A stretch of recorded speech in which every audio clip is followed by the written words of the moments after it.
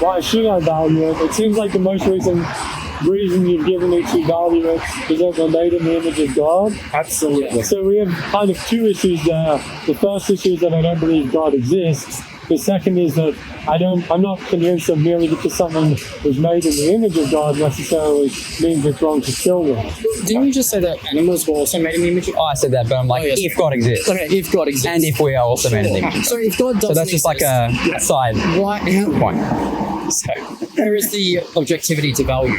I don't believe that value is objective. All of it does. So, yeah, boys. But I'm not an objective moral. One disagreement we have. So we thought it doesn't matter. Yeah. What do you mean it doesn't matter? Of course it matters. It matters to you, but if you make that right, that's good for you, then it's subjective, right? Have fun living in a society where everyone's living according to the right value. I'm going to answer right. Objectivity. Well, we could always talk about that. Let's have a look at bring us something. I'm not so sure that would be wrong. It would be chaos. It would be anarchy. Oh, I'm not sure about that. I'm not sure that's fair. Yeah. I mean, I'm a moral objectivist, so. I think human values generally align to a certain degree, but I just don't believe that morality is objective. Okay. Well, yeah, I'm not sure what it would even mean. How would you make laws? What would you base laws on if there wasn't objective morality? Do you mind if I ask you, do you believe if something is like good, like morally good, that is objective? Yes. What do you mean by good? Good according to either the nature of God or the will of God. I'm not sure what you mean by the nature of God or the will. So, God himself is the final reference point for good. What he thinks on the subject. He made all creation good, but in his nature, he's a moral being. Because he is good, he defines what is good and gives us good laws. He's the what is good. He's the objective. So if you're saying like objective good is just what God thinks is good, then I wouldn't say that. Or rather, if you're just saying objective good is what God prefers, then I wouldn't consider that objective.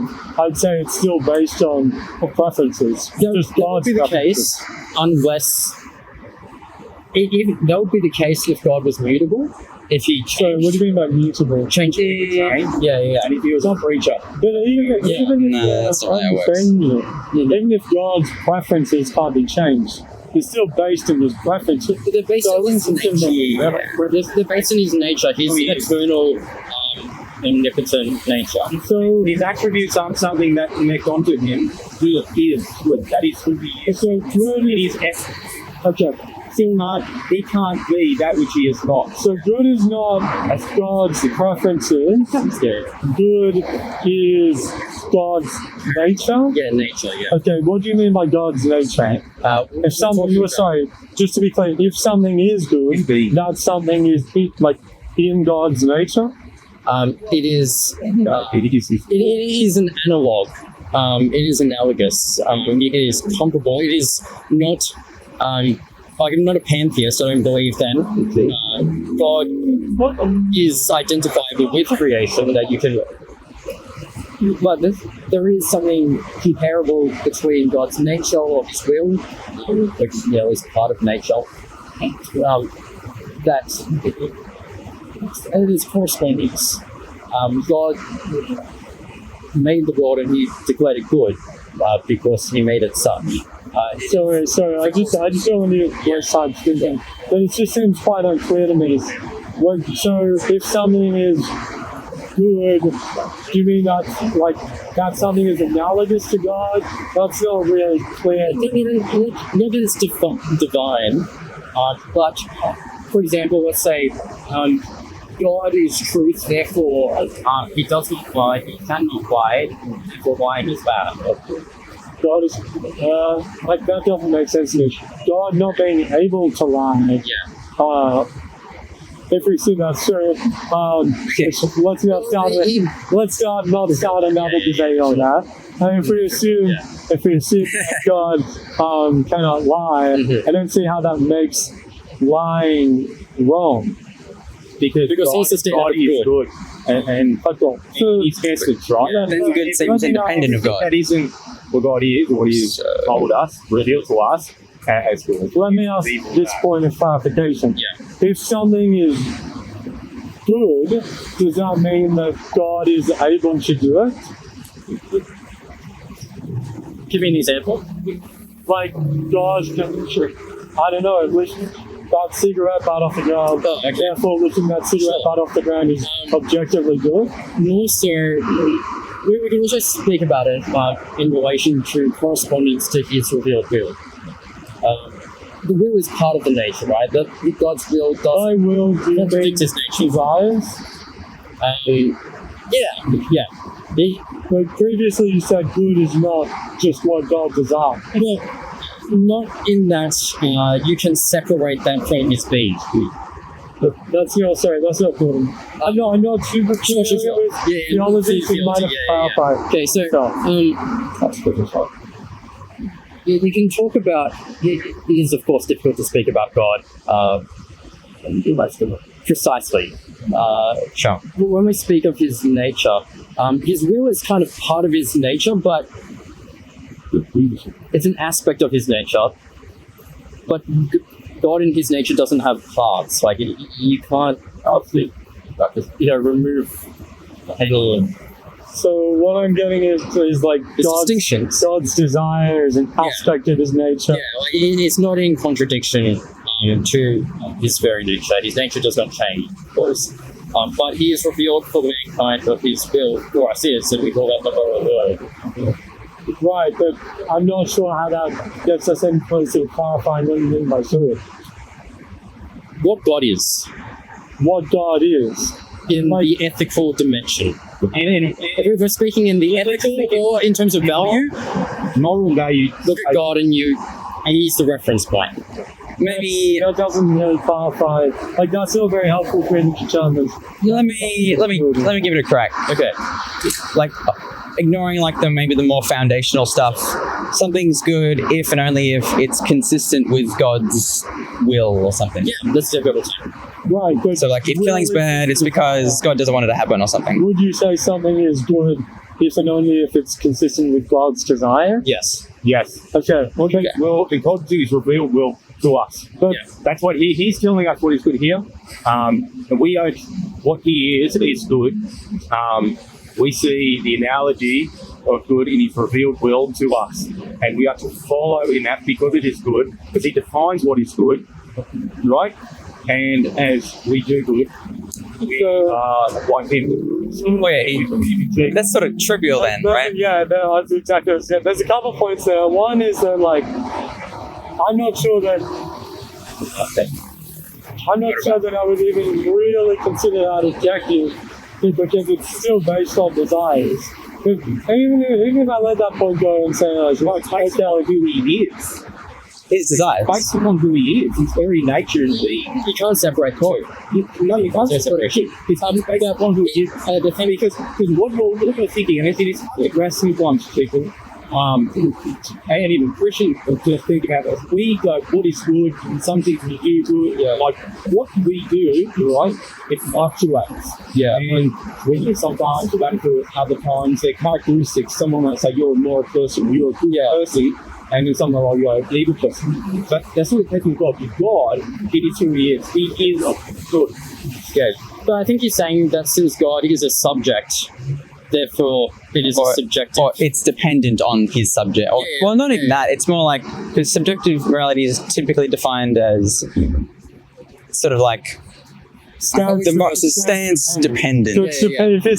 So You're saying it's subjective because it's stance dependent. Yeah, if it's still dependent on His stance, That would be true. then I wouldn't consider that creatures. Yeah. But well, it still stands. Almighty is the eternal God who has created all things. There is the distinction between creator and creature. Yeah. But creator is not subjective, but He defines all things, and He is at a different level to us. Yeah. So would you mind if I... Sorry, because of that, He is the universal authority. And where else do we get morality from? More obligation rather than, well, if there was not a universal authority. Would you mind if I ask, do you believe that what good is stance dependent? It's just dependent on God's stance?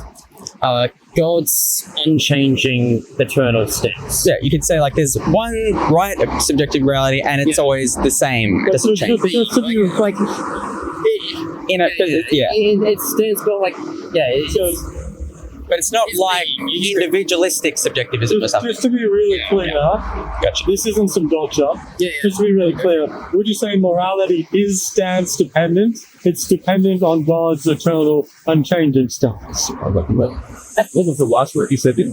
Unchanging stance. Eternal, unchanging. I suppose you could say stance or nature. Like we would probably say being, because before creation or outside of creation, God still is, and what is good? I'm not sure even in that world or realm, you would think about God's stance towards creation. You would. It's just God's being in triune persons, Father, Son, Holy Spirit. So I promise this is relevant to our conversation. But so just to be really clear, with the stance dependent. Okay, just to be really clear, like is good stance dependent? Am I comfortable with saying solely yes to that framing on that? Okay, so you're going to say it's like it's not wrong, but it's not complete. So if you're going to say it's like being dependent, then I'm not sure I understand what Dharma is. Well, I don't understand. I'm saying basically you can point to God in his nature. If you consider its ethical aspect, that's what you would say is good. But how do we see that worked out? Through his will. So that's still sorry. I'm doing my hardest. Sure, I appreciate it. But I'm doing my hardest to genuinely understand you. Yeah. But it's just really, it's still not quite clear to me what you mean by good, right? So Why is that? Could you give an alternate definition? That way we could perhaps use the language of your categories and... Well, what I consider to be good is just my preferences, right? As I said, I'm a subjectivist, right? Okay. So what's different than... Is that you rejecting our view? Doesn't understand. Well, I can't even say that I reject your That's true, view at this stage because I don't understand. You don't understand that what is good is just why who God is? Yeah, like who God is doesn't give me because if I say like helping an elderly person across the street is good, am I saying helping an elderly person across the street is who God is? Like that seems bizarre. How about what if we change the question to say the consideration if someone's a good person? What are we considering? Right, so you're talking about so is good not like a term you would use to describe actions? You can describe actions, but you can also describe things as well. Like being a good person, right? Yeah, sure. So this sort of like virtue of each set of things. Well, so something functioning according to its particular. Like in terms of teleology. Like a seat is a good seat if it fulfills the function of being sat on. The function of a seat. Yeah. I mean that seems like quite a different conception of good, right? Yeah. But if we're talking about all of the kinds of good deeds, good things, moral good anyway. Like good is a very broad. Oh, yeah, you also have like good tasting food, but I'm sure you're not talking about that. We don't just talk about like moral good, but I'm not sure if Aristotle talks about that stuff maybe he does in terms of that being like morally good. I'm not too familiar with that. I'm not sure if it's morally good, but categorically good. Some form of good. But sorry, we can go down this path. Yeah. But it is talking about what like a good person is defined as, going to help me understand what it means to do like a good action. When we're talking about standards of good, and so if we then that's why we'll be talking about God's nature. If we want to talk about what's the standard of good action for people, then it is obedience to God's revealed will, because He's right. We've said His will is His desire, and I'm Because just trying. desire, is the outflowing of the nature. Right, Like, I'm a good person if my desire is to do things that are good. this seems very unclear to me because on one hand you say what's good is according to God's desire, but on the other hand when I say like is good stance dependent, you say no. I'm not seeing contradictory clause that God isn't it is and isn't he's not- according to his step From that his- it is and isn't stance. God in his nature is we're not defining God in his nature as good because his stance is reflecting back upon himself to consider his own nature as good. For example, good chair, right? And we stance dependent on calling it a good chair because we, from our stance, think so that it is a good chair. We believe that it's fulfilling the function of a chair well. I mean, I'd agree. I think stance depends. So God, from his stance, isn't reflecting upon himself in his own conception and thinking, "Oh, I'm doing this God thing in a good way. I'm a good God." No, it's because it's out from his stance. Out from his nature. His will is right. It is good because his nature is good. Just like a good person, right, is a person who does good, but what he does is the outflow of his nature. Right, so this is a bit unclear to me. So you're saying God's will. So you're saying God's. Oh, sorry, I lost the train of thought. Yeah. So, well, if I can repeat it. Would you try this? I'm not sure it'll work, but like helping an elderly person cross the road is good. Would you mind just replacing the word good in that sentence by what you mean by good? Helping an elderly person cross the road is... Okay, well, I'm asking the question not from the judgment of the deed, but the compulsion to do the deed. Like, if it is a good deed, we're going to need some standard by which to judge. So let me just explain. Because of your conception of good, I use because I'm not saying there's anything wrong if you find you this, but then are you unable to bring that reference? But there's a way to think that would be right. Have you just read Aristotle's Never? No, I have not. Okay. It's like an audiobook once, but not much went in. More than He talks about virtue, right? Different kinds of virtue. And the virtue, is the midway between The mean or something. the golden mean. By whose judgment? Who gets to define what is the right amount between the two extremes? And he says the virtuous man. It's the wise man who can do that. So the person who already has the nature of that can make the judgment of such. So God, because he's good in his nature, his judgments are good. His judgments are right. His judgments become standard or the thing. So is that because, like, I'm assuming with the virtue person, like the virtuous person discovers what the mean is as opposed to makes it up? He doesn't discover it. He is the judge of where it is. I suppose Yeah, it seems a bit circular. the problem with that conception is that you can't get precise with any person. Or even who is the virtuous person before the mean is That's our source. identified. We all recognize some people are more virtuous than others, and so you go to say a wise person or a virtuous person for their judgments because they're good. But if you get two of them, who's better? But there's a problem with increasing precision unless you have one person whose judgment becomes the standard. Or maybe not necessarily. You can have different standards, but if we want to say like there's one correct standard or something like that, or what the nature of that standard is, we sort of want to understand where it's coming from. Because I think the issue with the Aristotle example is like he's sort of saying, oh, the most virtuous person gets to decide where the most virtuous bit is. But that's like, well, how do we know who can there be a virtuous person before that's even decided if it's something that has to be decided? Yeah. It's like a creating a machine that unplugs itself, so to speak. Yeah.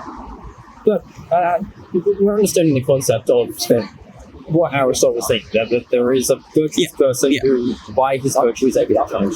Yeah. What I think we've just revealed, though, is that without a standard, who can make that judgment? The whole thing fails. Oh yeah, but I'd say subjectivists would say like they have their standard, and that's what it does. It's like, So there's no lack of like standard. if I said like, Who is the virtuous person, the good person, to make the judgment of what is good? But that sort of has the same issue of like God gets to decide where the virtue starts, but then we're assuming he's virtuous to begin with, so you don't really need to. So it's more like he's identifying what is already good. It is absolute. As in, before creation, before the existence of space, time, and matter, God was. Yep. They are little human beings. Because of his eternity, he becomes the standard. I'm not sure that follows necessarily. Like you have abstract objects and stuff like that because they're not timeless. Well, they are timeless because they're not in creation. I mean, the conception of God, I'm not sure I'd buy that. unless you're positing about a form all exists already before that, which Or before that doesn't even make sense, right? just outside Time. Honestly, anything outside of time. so I'd just like to not lose track. It's fine if you can't do this. I'm not saying this like means your whole. No, I'm just saying that we're both still consistent people. So just when I say like crossing a person across the road is good is identical to saying helping a elderly person cross the road is. Are you unable to complete that sentence? Sorry, go again. So when I say helping an elderly person cross the road is good, is equal to saying helping an elderly person cross the road is Because blank. it is Are you in able correspondence with God's will for but to say us to live. it is good because it is in correspondence with God's will. Are you just saying Because loving in God is love.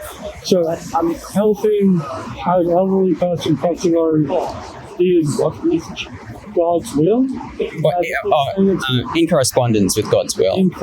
Sorry, is there Like it goes along with it. is there a difference between God's will and correspondence with God's will? It's like doing something Not really. Yeah. But you can also talk about God's will in lots of different ways. You can talk about his Right, it's like an action that God will It's like supposed to like. God's seal of approval, so to speak. It's like, yeah, do that. Right. Or something like that. Yeah, so to speak. revealed his will for us to live by, and that is the good way to live. But also, you can think of God's will as his decree by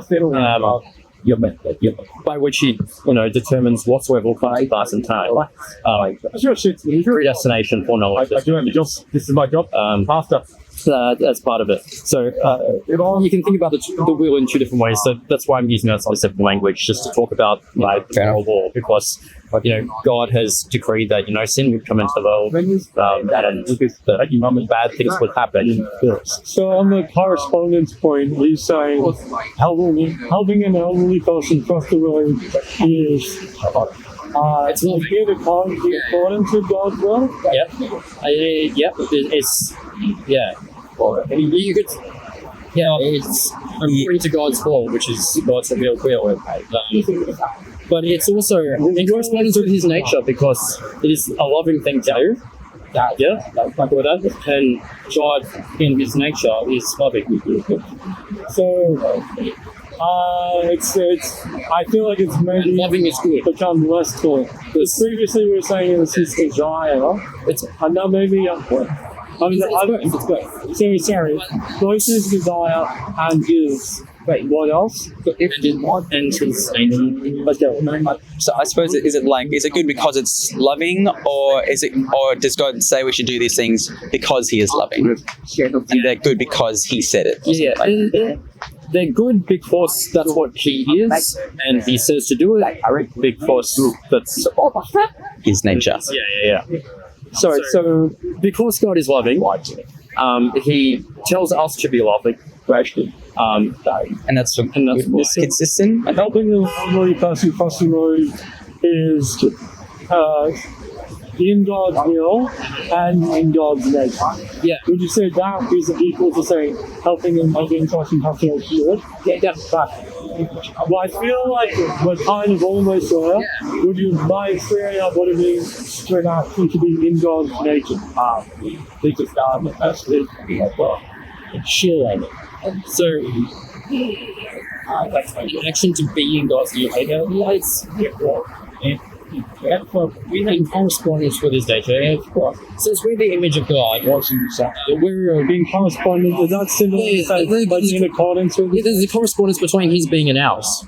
Not that we are divine. There is a distinction between the creator and the creature, of course. But we are to reflect Him. He created things, so we create things. He rules and governs creation, and so He appointed us to rule and govern that creation. He is a moral being, and we are moral beings. Do you mind, like, maybe concisely defining, like, what it means for something to be in God's nature? Inside. So, It's not in toys. By the way, Oliver, I'm sticking around. okay, if I'm not getting this and you think you know what it means, feel free. I'm still, sure. so You don't have to worry about that, man. to himself also a human nature, an incarnation, if you would. Jesus, for example. Okay. And So it's like, what would Jesus do? kind of. Yeah, so I was saying. Because Jesus would act in accordance with His nature, so long as we preclude any possibility of the human nature. Well, we are sinful, but human nature itself doesn't have to be. There was before was sinful, and Jesus did not have a sinful human nature, and so He didn't sin. And so, if the moral goodness was, You say, what's the I think you've done it all. Then. Would you say looks like the helping an elderly person cross the road is good is identical to saying helping an elderly person cross the road is in accordance with God's will and what Jesus would do? Yes, because Jesus lived out God's will perfectly. Okay. Because He has God's nature. Well, I think I understand what that means. Would you say that still stance dependent? Seems a little. I feel less sure. Depends how it's unpacked. Because if it has the same issue as like the Aristotle means thing, then I'd just sort of say like it doesn't really get off the ground.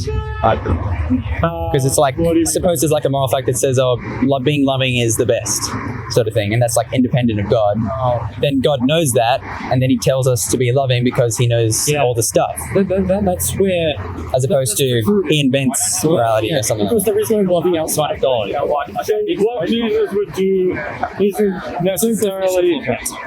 What Jesus would do isn't necessarily determined. So to me, whether this is stance dependent is a matter of whether what Jesus would do is determined by someone's stance, or whether it's like some outside force.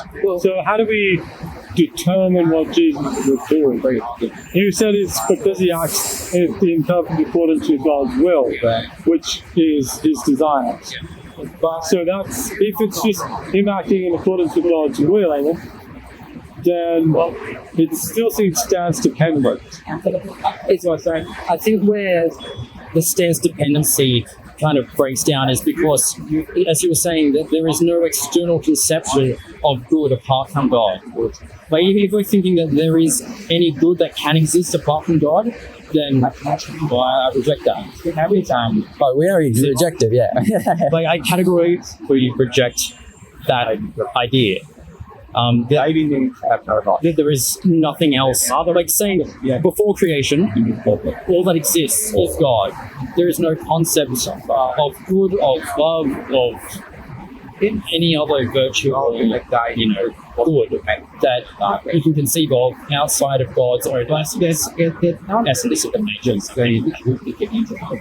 Well, that seems a little unclear. Like, how is God going to define good? No, it's saying that I himself right there. Well, He could say it's my will. Yeah, that's which is confusing because His will is equal. His will. look in that he is being revealed as But it's not necessarily an aspect but he's simple. It's because he's simple and he doesn't have colors. So yeah, we can distinguish them, but we can't separate them. It's like acting is focus. no. Okay. Divine simplicity is basically the idea that God doesn't have purpose. But he has the aspects you said before. Or we distinguish them, but they're not real. What do you mean by Like pragmatic, or as opposed to literally? It's like getting into mereology. I'm not even sure what that is. It's I'm seeing I get very in God. There is no separation of things. Like you can't pull. You mean like how there could be like like a flock of birds, or but the flock is inseparable and things you don't have. Well, like one separate them are separable into different wavelengths. We can distinguish, like when God acts and does something, we can say that we can describe it in different ways, but whether those things aren't are we better off? real distinction, real parts of the thing, like Not better off. light it is with light, where in white light there isn't really light of this wavelength, light of this wavelength. All the wavelengths. Yeah, there's different wavelengths, all coming together in that thing to make that thing. With God, there isn't parts. It's just a simple essence. So I don't think we're going to get too far Sure. talking. To me, it's inconceivable. There's nothing like it.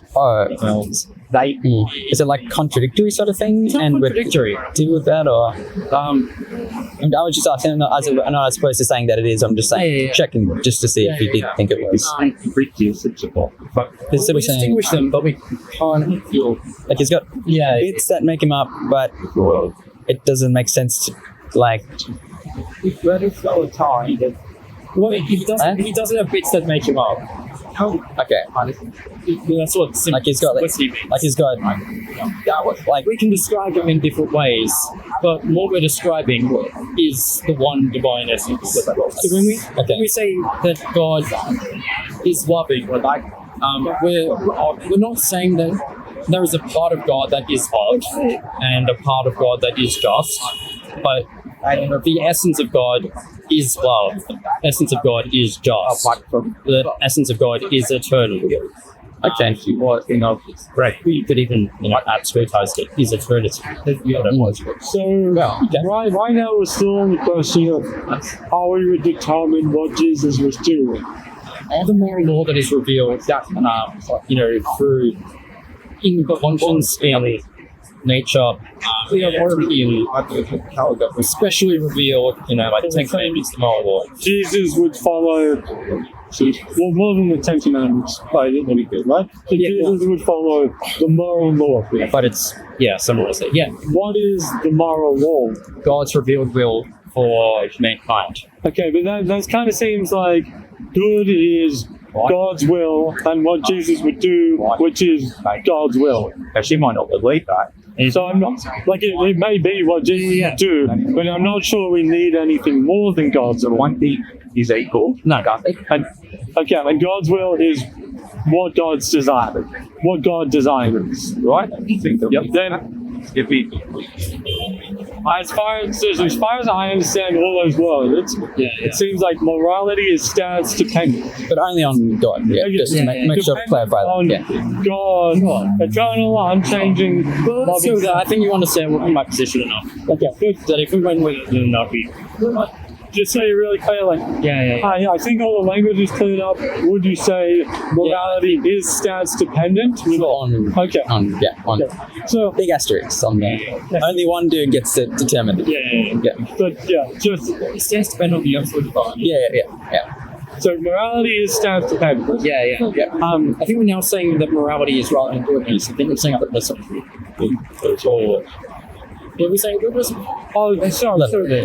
Good is stance dependent. I'm free saying morality, but We can use the terms interchangeably. let's just use morality. Sure. Yeah. Well, morality is good. And Yeah. right? But Because there's also, sure. The other senses of good. Yeah. So, Presumably, you would also agree good is stance dependent, right? Just because that's so. okay. So, I mean, like that's not necessarily a problem, right? Like I think morality is stance dependent, right? But I would say that's quite unexpected. I think in philosophy, if morality is stance dependent, it generally wouldn't be considered objective. Honestly, I kind of like the idea of. I'm sure this is not how you would characterize it, but if I was a theist, I think I would kind of like the idea of morality just being like, God say so. Like, to me, that's at least intelligible, as opposed to meaning something else. So I think I like, maybe not like 100%, but I think I at least understand what I mean by good similarly enough. I think, would you agree, Oliver, generally in philosophy, that's how it's typically defined. But I think, would you say that's typically not considered objective? oh yeah, definitely not objective. But it has some of the hallmarks. It does have some of the hallmarks, like it doesn't change. It doesn't change. Like it applies equally to everyone. That sort of thing. Even if it is technically stance dependent. Like, it's objective. In a sense. Standard. There is an objective standard, which is the being of God. It's a good point. And by objective in this case, you mean like unchanged and like... Unchanging and the reference point, or universal reference. Just the one dude. So you think That's what we mean by objective, right? Sometimes. Objective. Like I'm happy Stance independent. Well, I'm happy to use objective on your terms. So typically, as you said, I would define it as like stance independent. But then how would We didn't get to make it up. judgment like? Well, I don't understand what it would mean for something. Like, how is anything stance independent? Oh well, like so, like maybe the best example would be like the water is like H2O is like stance independent, right? It's all like based on your like view, right? Like that's even if I wasn't here, water would still be like H2O. Yeah, what if? But so would the good be good? Well, if I wasn't here, maybe, but like if God didn't exist, then Nothing would help. And the good didn't exist. Well, as you would say. right. Well, we should say like kind of impossible. If God was able to not exist, would the universe still exist? God. It's yeah. There wouldn't be any good. Well, God has a special condition because him not existing would mean that everything doesn't exist, right? Yeah. We argue. But like if like this is Also, just yeah, to we had to think about if there wouldn't be any standard for good, but things would still only be good only insofar as they would reflect. No, that breaks down. Only insofar as they would reflect a God that doesn't exist. Yeah, I mean, like this is obviously hard to conceive, but just when it comes to like Without a God, yes, okay, yeah, it would become. I don't know how you would hold to objective morality without. I'm not sure why God would be needed. Well, no, But that's there wouldn't be an different. objective morality. Well, I don't think there'd be objective morality even with God, but maybe, yeah. maybe, maybe. Yeah, I don't really But like that was just to clarify what is made by. But if God did exist, the God that I'm describing, Omni God, all that Omni created the world, all good, all knowing, God is perfect. not a deist God. But would you see the necessary implication being it becomes a statement for goodness? No, so that sort of is that sort of what I goes that sort of goes back to Then I think triviality, right? Well, the way I define goodness is just according to my perfection, right? So when I say trivial, So when you say that is good, you're saying and I like it. yeah. So when it goes to like when I say your conception of morality is like kind of trivial. Well, it's kind of weird because typically that's a word that I would apply to objective. I guess what I mean is like assuming that like what you mean. So I understand what you mean by good, which is according to God's will. To me, like there's, I guess, two reasons why I wouldn't follow that. Well, I think the thing to really drill down in is that like you can say like philosophers are wrong or whatever, but at least in the way philosophical language is used, what you've described is not objective morality, right? So that's just this is according to how philosophical language is typically used, okay? And then when it comes to what you've said, I just see no reason to follow that, right? Because, so I clearly have a different conception of good. What I mean by good is according to my preferences. Yeah. So, and it's if you didn't exist, then couldn't it exist? Well, if I didn't exist, then I guess I wouldn't be considering things good. Like, goodness. Then you've defined goodness for you. I haven't defined goodness. So I'm not sure I can define goodness outside of that. Like, what I mean by defining goodness so goodness doesn't actually exist.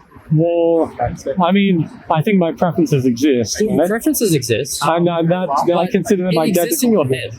So when I say goodness, I'm referring to like when I use the word good, which actually isn't anything. Like, of course. Well, I mean, I think like the word good is something. It's not a real thing. It's a conceptual. So like when I say like this is good, like I think those like sound vibrations like yes occur. So you're saying the good is merely sound vibrations. Well, like the actual, I mean, the word good is, I guess it could be sound or it could be, so to me it's sort of... chair doesn't actually have any goodness inherent. Well, by inherent, I'm not sure what you mean. Like, I might consider the chair good in that I can chill. Yeah. But when I say the chair is good, that's shorthand for like, the chair is like, So you're not really saying anything about the chair. You're saying something about your perception. Yeah, something to my attitude to the chair. Like, I guess I'm saying the chair has this aspect which I have an attitude towards. And I was surprising. No, it's good, mate. Yeah, you're saying it's not actually in the chair, though. Yeah. Like, if I don't think my attitude is in the chair. It's every card. Yeah, okay. So, in the world, goodness doesn't exist. No, what's true? Just theoretical. Because if it doesn't exist in the chair or in anything else that you might talk about, then it doesn't exist. Yeah, I mean, like I guess that sense, that language is tricky. Like, there's a specific it's not a real thing. There's a specific sense. Well, I guess my position is called in the same way that unicorns don't exist. Yeah, my position is called moral anti-realism. Yeah. So, like, I guess in that sense, sure, goodness doesn't exist. But I mean, I think my preferences exist, and when I say something is good, I'm just very they exist, but they're not real. And typically the anti-realist label only came about because it was just like objectivism and the people who just denied that morality was just, and that nothing else could replace it.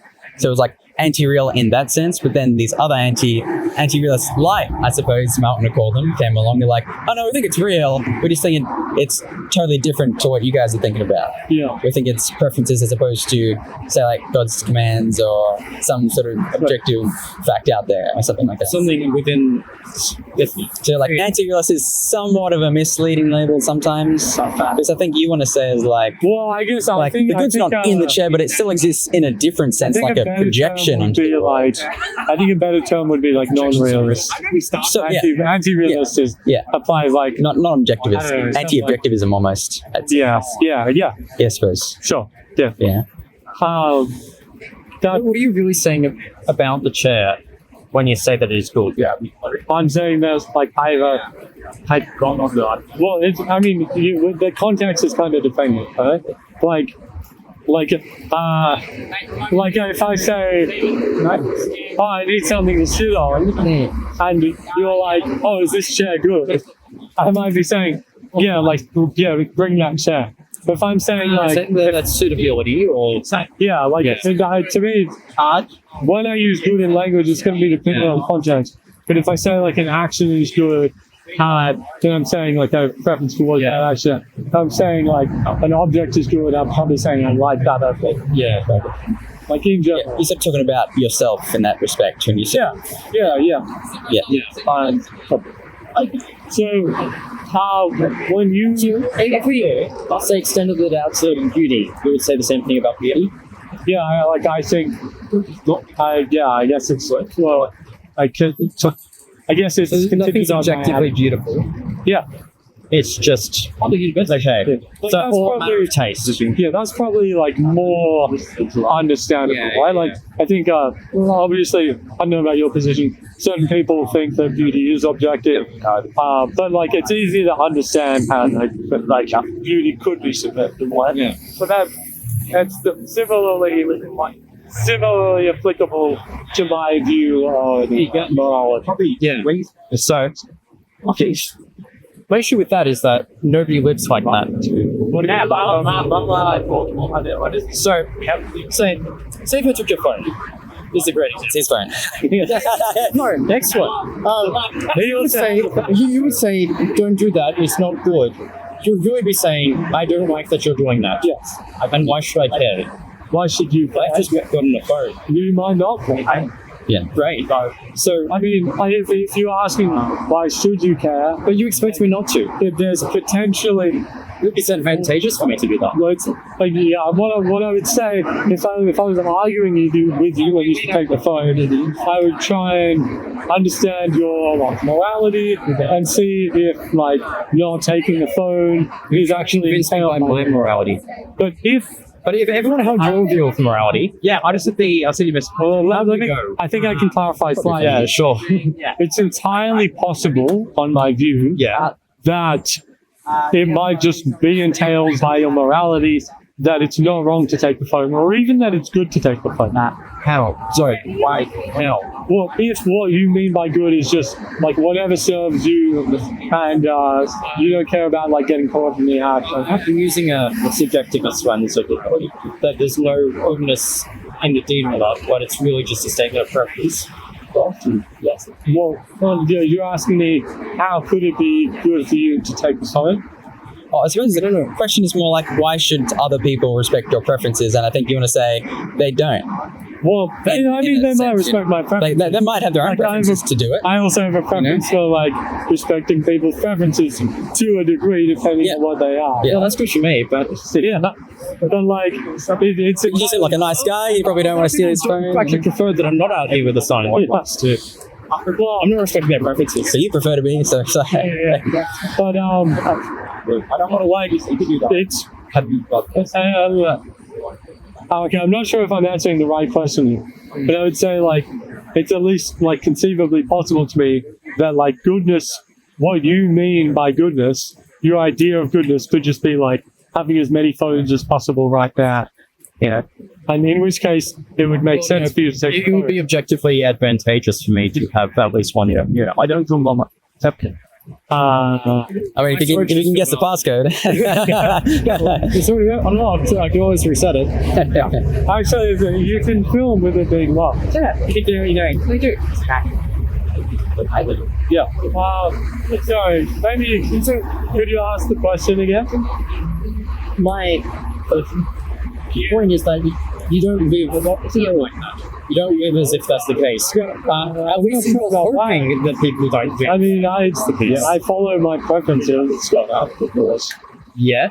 But if I find out that I'm actually doing something that is against my preferences, like I may not be consciously aware of it. But you hope that others also live according to some standard. Yeah, well, I mean, Just their whims. I do hope that other people acting like such a way that I would prefer. I mean, I feel like right now you're You go with lawmaking. lawmaking. Yeah. Well, I mean, it's tough, but I suppose I would say that like laws should be determined by some kind of democratic process. That's how I would prefer them to be made. In essence, I mean, like, I'd say in the most ideal sense, with common knowledge and a bunch of advisors, would just make all the law, right? But in a more realistic sense, I would say makes right, basically. no, That makes the law. Preference makes right. yeah. Well, yeah. Because the person who, like, there's nothing wrong with becoming a dictator. I mean, from his Well, I would. I mean, Unless, nothing intrinsically wrong, right? Like, oh, yeah, that's true as well. Like, I think a good dictator can be better than like a bit of a shitty democracy, right? Like, I mean, like if presumably, like if Jesus came back, he'd probably be okay with being a dictator, or maybe not. Yeah, well, he would be a benevolent dictator. Yeah, right. All these issues, all these past dictators, they've all sucked. Yeah. It's like if they actually cared about their people, then it'd be fine. So, I'm not even sure that like I would trust myself to become a dictator. I might think like, Why do you care about the good of others? I mean, well, when I say like, I guess what I'm saying is like me being a dictator may not lead to like the kind of society that I would currently envision. It's possible like that my sort of preferences would kind of just get obscure. Yeah, but like I wouldn't like just be like that lady. Let's make her the new dictator of strength, right?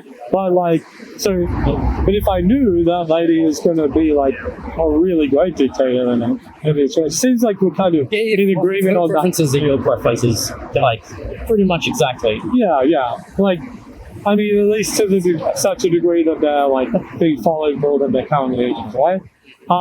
But I think it seems like that's a point of agreement between us that like dictatorship is not intrinsically wrong. It's kind of dependent on the dictator. No. Yes. It's if Scotland called us dictator, then but my point is that inside you just going through life day to day, you actually live in such a way that there are moral standards that you should not do certain things. Not just because you don't have a preference for them, but you shape your preference based on the fact that they exist, or based on your conscience. I'm not convinced of it. Like that. For example, have you ever saw something? Have you ever done something you've regretted? Yeah. Like, what is that? What is regret? I guess. But what do you regret something that it was your preference to do in Second order preference? Yeah, maybe like you've always had to manage your preferences. Maybe I was like not fully aware of my preferences at the time, or maybe my preferences changed. How would you not feel aware of your preferences? See, when I was little, like a little kid, this is the first example that comes to my mind. I've never like robbed a bank or something, Sure, mate. Thank God it's just never big on preferences. Well, yeah, I suppose so. I stole like a little chocolate. I stole the Kinder Surprise, right? I guess it was just like my preference to have it, right? And then later on, it was like not my preference to get yelled at by my dad when he found out. It's not my preference to like maybe make the shop lose money. I was Before your dad yelled at you, though, did you regret doing it? No. Well, before I found out, no. I just ate that one. Sure, but you felt no conviction of wrongdoing. No, I was like 4 at the time. Yeah, so it's like you're not really aware what other stuff's going on. You ever lied to someone and then felt bad about it afterwards? But, yeah, it's hard to think of a specific example. But like I'm sure I have. Maybe like meat eating before. Yeah, right. I suppose might be one example. Like I regret having I regret eating meat before I became vegan. So why? Because like now I consider it a wrong thing to do. And I think it probably Yeah, but like now it's against my preferences. But why do you regret it then? Why do I? Well, like I regret it because it's against my preference. It's against your current preferences, no preferences then. So why do you feel bad? I'm pointing out that you actually feel like there is right and wrong. I don't think But it is wrong to me. Like I think preferences change over time. Have you ever tried to convince someone to eat meat? Yeah. What if why are you trying to make them contrary to their preferences? There's a couple of things to say there. Yeah. The first is that it's quite likely actually entailed by their preferences. Like, I think it was likely entailed by my preferences before I became vegan, and that's probably why I did become vegan. The other thing to say is that What do you mean? because I would prefer that they don't eat meat. Yeah. Why? Why do you think that becoming vegan would be entailed by their preferences? It's not necessarily entailed by the preferences. Yeah. Like if it's a total psychopath or whatever, not to say that everyone who eats meat is a total psychopath. Yeah. But like I think it's at least possible that it's entailed by. What do you mean by that? So What do you mean by that? by what that? Do you think that Entailed by their preferences? no. Why would they be a psychopath? Or something. If some people are. No, I just mean, for example, if somebody were a psychopath, like it's conceivable that they would genuinely just prefer to eat meat and they don't care about the ramifications that other people see. Should you care about the ramifications that has an enemies? Well, I care, and I think that if you examine your... Should you care? But that's sort of asking for like an extra level of justification that he might deny. He just be like, I just do. It's like, why do I like strawberry cake? I could maybe give some causal story, but the important thing is I do. Yeah, should I care? And then it's like- I tell them. It's sort of like asking it to justify when you don't need to justify it under your view. So it's like, why do I need to answer the question? Yes, again. Yeah. I'd say. You're saying that you think that's in line with their preferences. One line of argument anyway. Psychopaths and they don't care what happens. Or it's just like someone comes up and says, I don't care about killing anyone whatsoever. And you're like, well, I'm not going to convince that guy. Yeah. It's like, oh, of course, he doesn't care about like anything at all. Even if you convince him that it was wrong, he'd just be like, ah. But why is someone's preferences though? Well, if he's a psychopath, it wouldn't care. Yeah. What doesn't get around you? I suppose... Maybe the way that you're using anyway. It's sort of like... Yeah, I'm sure there's some medical term. But in this case, I'm just using it to mean something like someone who is like self-serving and doesn't care about any other any suffering that they cause to others. Someone who wants their preferences. I mean, really, Well, I just mean, Yeah, they're psychopathic preferences. yeah, really, I'm kind of just using that as a stand-in for like someone who genuinely their preferences do not inherit expectations. as someone whose preferences very amazing. Someone whose preferences only concern their own good. Oh, well, actually, sorry, we can't use the word good. It doesn't exist. In your sense. No, in yours. Well, their own pleasure. Oh, in his own sense it does. No, it doesn't. It's not a real thing. He'd say preferences exist. It's someone who doesn't take into account other people's preferences. Yeah, and that's like a descriptive. Well, it's like, Okay. I don't know if it's that sort of person. necessarily though. Like,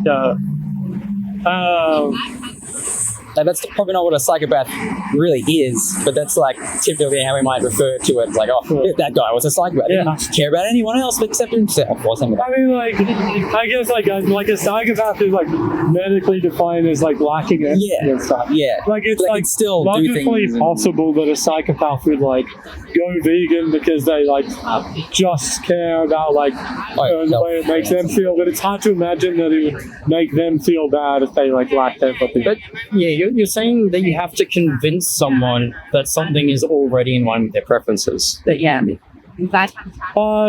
I think so. Well, you convince them that's at least the way to do it. Like when it comes to like convincing someone to go vegan, I could show them how it is in line with their preferences. So convince someone to become vegan and show them how their current preferences or are you trying to change their preferences? I'm not really trying to change their preferences. I mean, there might be like If it wasn't small one of their changes. preferences, wouldn't they already be vegan? Well, no, because I don't think you're necessarily like aware of that. Yeah. Right? Like, I've if thought about it it's, before.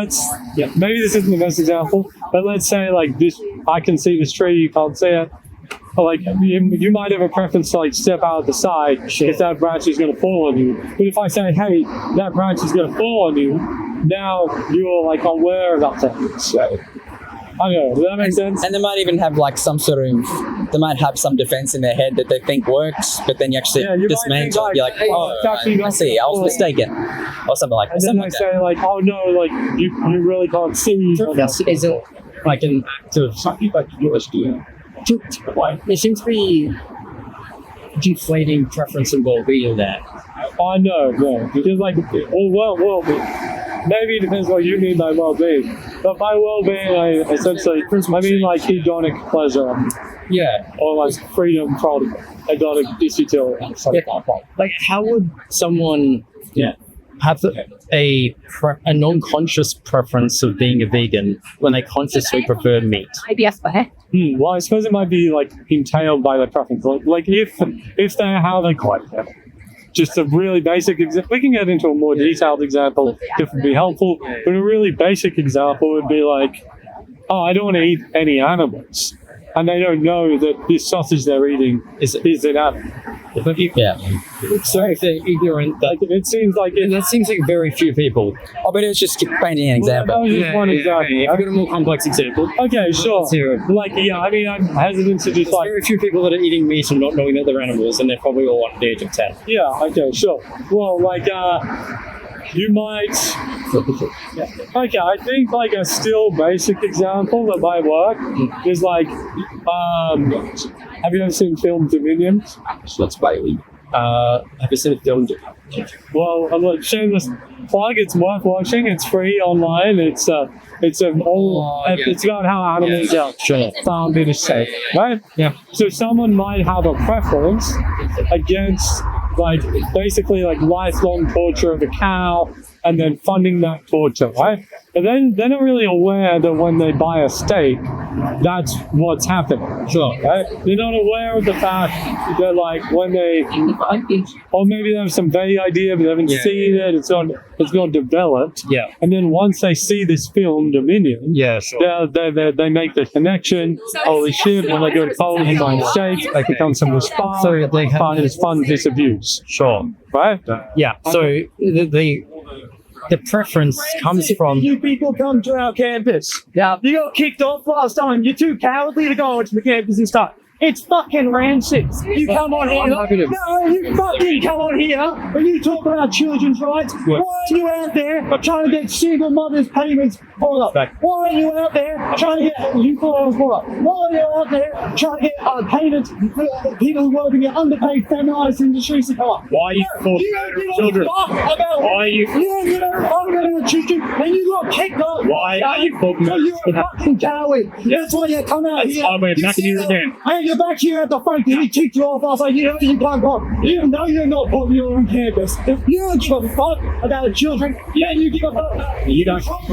Buddy, You don't care about. you have a right to tell people what's not respect to give birth to someone. You don't give a fuck. I'm not interested in hearing what you have to say. Because you don't Shut the fuck up, You don't have an argument. And all you can do is yell. Okay, but so you're not interested in hearing what you have to say. So be consistent. That's all right. Be consistent. Welcome to this university. Yeah, These guys are real for me. That's You know what this is? And it's the murder of a child that you're advocating for. Do you know what brings up the highest rates of abortion is the lack of sex education? Children, I don't see you. Maybe we should teach them not to do it outside of marriage. I don't see you campaigning for things that actually bring down abortion. What you are focusing on is the legal restriction on women's ability to look after their own physical safety. Shut up, I'm nuts, I'm talking. No. I am talking about totally autonomy. No, you're not. No, I'm not. You're talking about taking away the ability You will to choose the murder. You're talking about forced birth. That's what you're doing. No. Forced birth. You're advocating for murdering a child. Forced birth. Is this a child?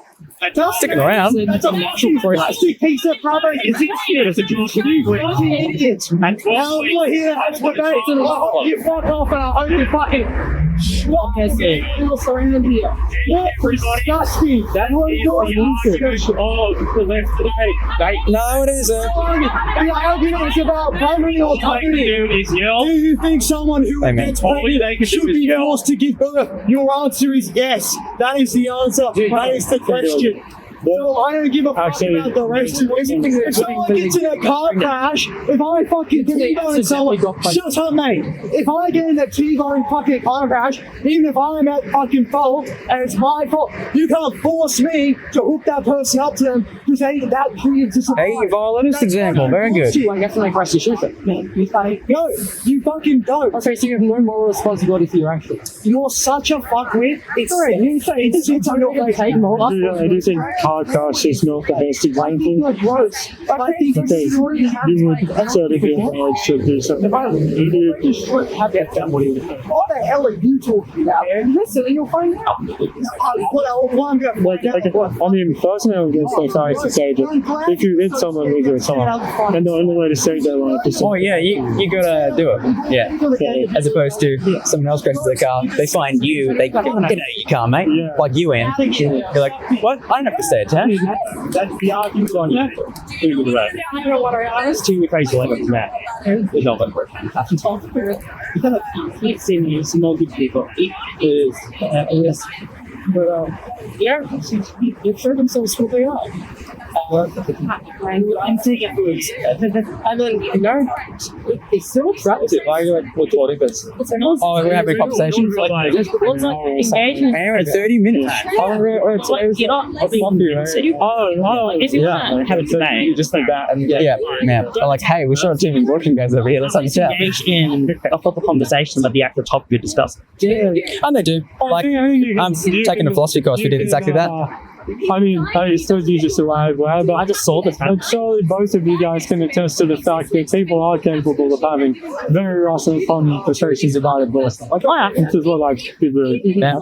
It's obviously like unfortunate that like instances like that happens. But you know, like I could definitely imagine.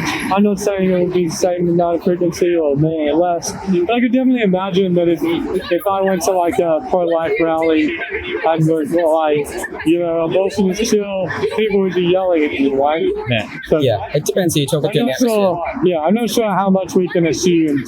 Well, I'm not saying maybe you would not know, maybe you obviously seem like a very reasonable person. So I'm not sure how much just being yelled at really says about something. So, Again, yes.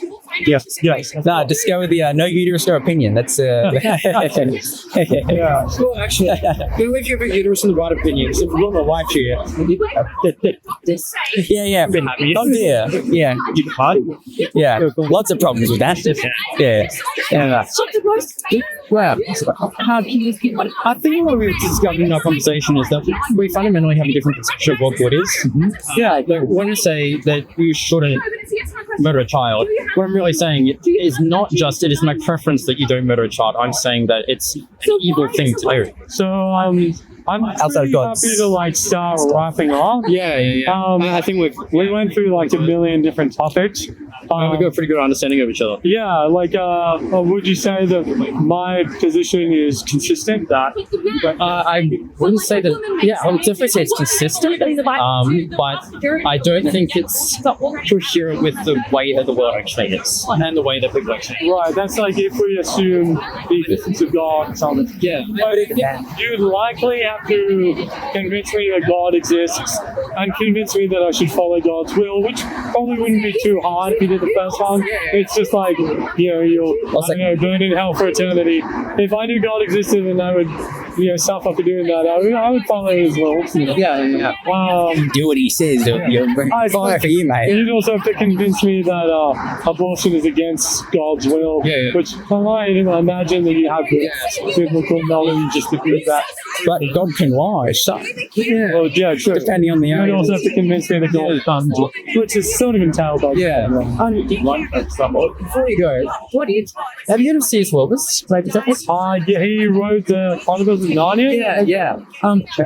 One of his best books, I reckon, is a small book, it's like 100 pages less, called The Abolition of Man. It's a series of 3 lectures. Abolition of Man. Yeah. Abolition? Yeah. They're about that. Yeah, it's called The Abolition of Man. It's a series of 3 lectures that was given on a topic that was all kicked off with him getting a textbook to review in which they claimed that beauty is in the eye of the beholder, basically. And he traces that out and shows that basically from that starting point, if you follow it to its logical conclusions, humanity ceases to be what it is. He makes an excellent argument. I highly recommend it. So you're recommending that I read The Abolition of Man? Yeah. I can't promise I'll read it, but I can promise you that I'll check it out. I'll add it to my Thinking about his opinions, born out baby, but he became a history record through the influence of Tolkien, and he writes about it in his biography. But but awesome, thanks for the conversation. Okay, Ethan, Elijah. Do we have any recommendations? If I can give you a YouTube channel to check out, I'm sure you'll. What is it called? So I like this person. He recommends something very different. Maybe a guy called Harvey MD. Harvey is his name. Yeah, his name called Doctor. You might maybe search Harvey MD Vegan. You'll find him. He's an atheist, but he's got a bunch of debates that I find really insightful. Other topics too, like your opinion on this, but he's debating like the age of the universe. Yeah, so it's quite easy to get in contact with him, and I just find him a very good faith debater. He's not going to yell at you. Yeah, it'll be a lot of kind of what I've done to him, trying to understand your actions. Yeah, see if it's treating you like yeah, which I think your position is good. Yeah, like I understand. Often think do you have a different recommendation, Oliver? My Substack, let's go. Yeah. So, okay. I don't have any people. Maybe Rushdoe for Landau is, I'm not sure if he's an atheist, but he argues for moral objectivism without God, basically. You can, interesting. Which is actually the majority view of thought.